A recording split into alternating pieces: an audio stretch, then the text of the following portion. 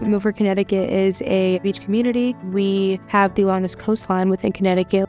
Erosion has been impacting our beaches. It's been causing flooding, it causes property damage, it harms sea life. So we figured, let's find a solution. And that's exactly what we did.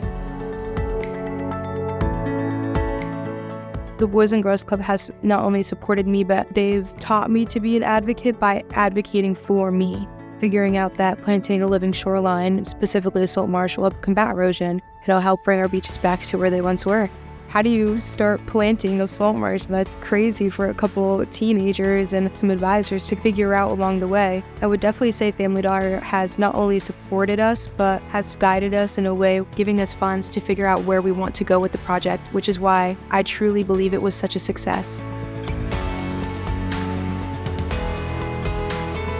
My project is advocating for environmental education in hopes that as E3 itself evolves, we're able to plant more salt marshes or we're able to expand them. Not only grateful that we have the opportunity, but excited to be able to create change and see it in action. Once we had arrived here, we realized that everyone's kind of here to make change, which should be exciting.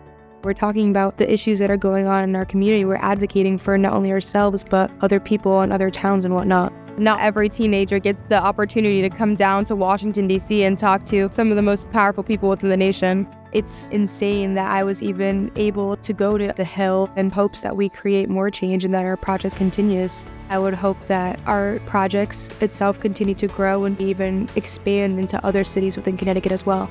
I'm super excited to continue doing more within my community and making sure that teens within my community and around the world know that not only do they have a voice, but they're able to advocate for things that are important to them. I'm Lilliany, and I'm doing more for environmental education.